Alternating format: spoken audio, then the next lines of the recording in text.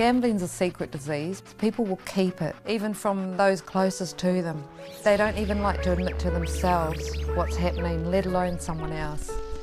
One of the ways that people find to ease financial pressure is to get some other money. But the problem with gambling is that you use whatever ready money you've got to gamble, and when you lose it, you've actually compounded your problem.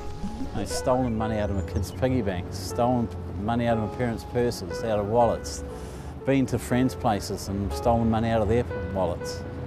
And that's what it's about. You need, when you haven't got the money, you need to be able to find it somewhere. Could be happening to your neighbour, to your husband, to your wife, to your son. It happens to so many people.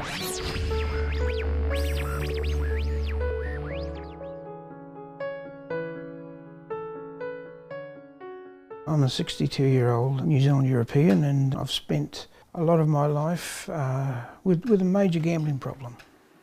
I can actually quite vividly remember the first time I ever gambled. I was actually only 7 years of age.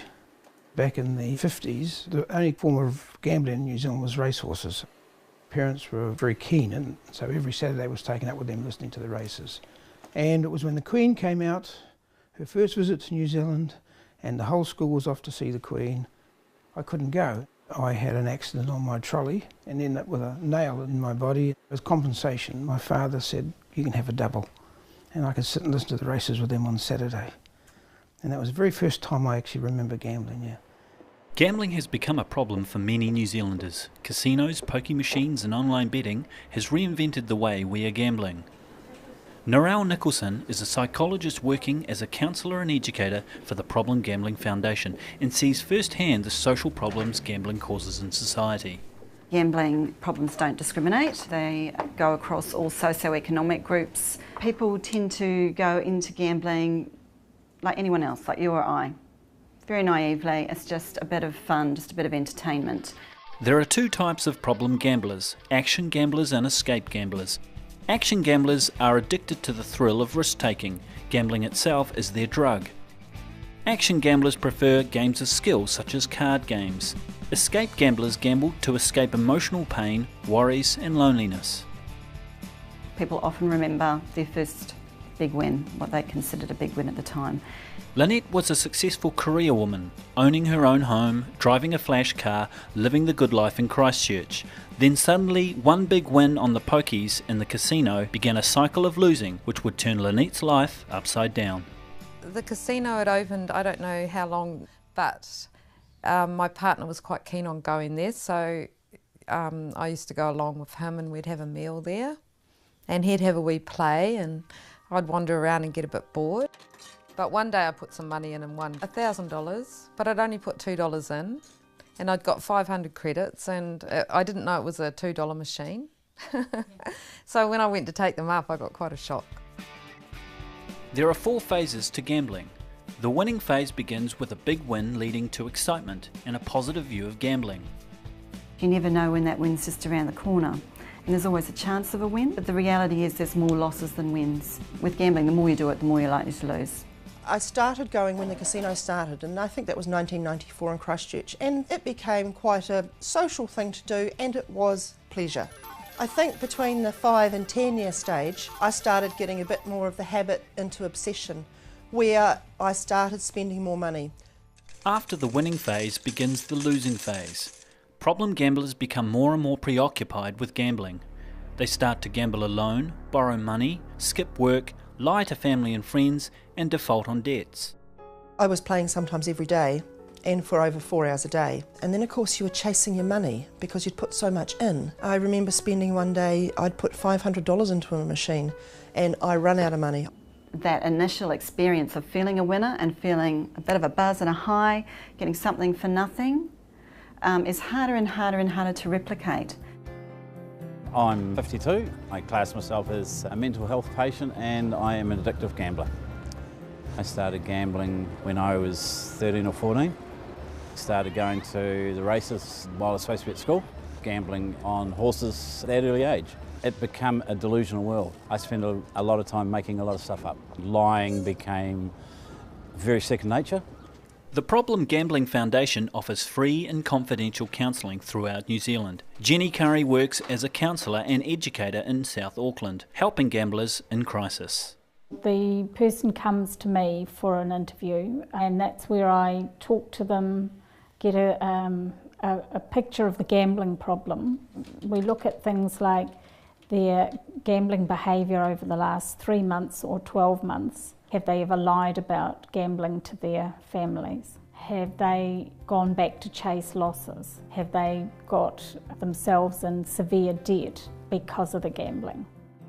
I'm from Switzerland and I'm in New Zealand since 1979. I was grown up in a society. Gambling was that was just a thing of the society. When I was come over here, I had the same attitude. It wasn't really till my mid-20s that it began to really affect my life. It would be a bet on every race in New Zealand. It was really just what I could get from my fortnightly salary, what I would spend on the horses on a week.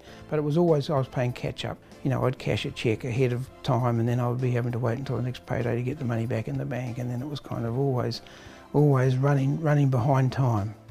Horses were my form of gambling up until the internet started.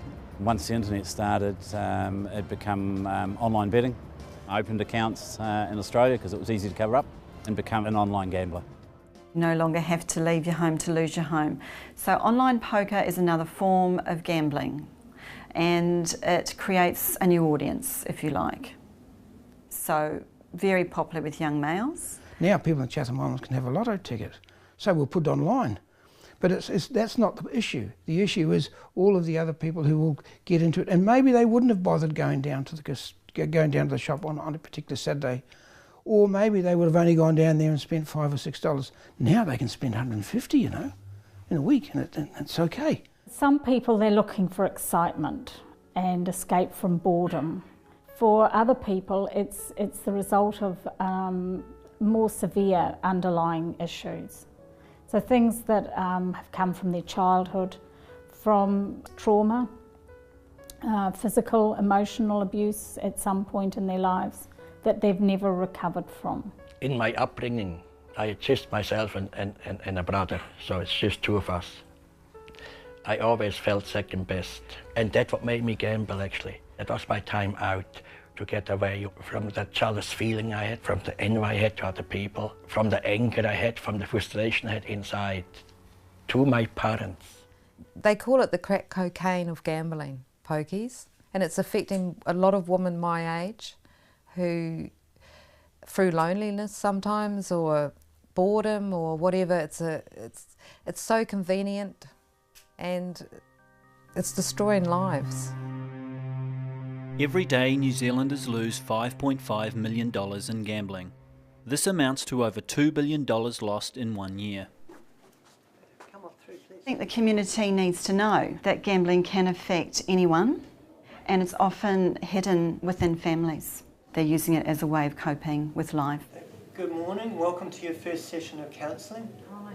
What brings you here today? Partners don't often know that their spouses have a gambling problem. Gambling is very interesting because it is so concealed. Good morning, Problem Gambling Foundation, Priscilla speaking. If someone's hiding an activity, it suggests that they know that if they told people who care about them about it, that they'd probably be critical. People go into what we call a desperation phase, where they're trying harder and harder to get those small wins. Often they're needing bigger wins over time to get the same high. That's a very big feature that gambling's become a problem for someone. Gambling became such a problem for Robin that she went to extraordinary lengths to obtain money to feed her addiction to the pokie machines.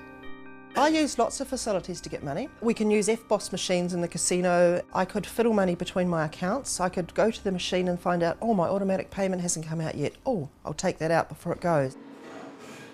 You're able to get credit on your credit cards. There is no limits. So therefore I would push the limits because it was always the next money would be the next win. When I pushed the button next time, I knew it was going to go off. If it had to go off, someone was going to win it, so I couldn't get off my machine. I link it to alcohol or drug addiction because it races through your blood. You just want to get going, you want to play. I would go out to my car, I would find any parking meter money, I would walk around the casino and see if I knew anyone there that I could borrow off. If I go to the FPOS machine and if I go before midnight, I can overdraw because it clicks over midnight. You turn to a con artist.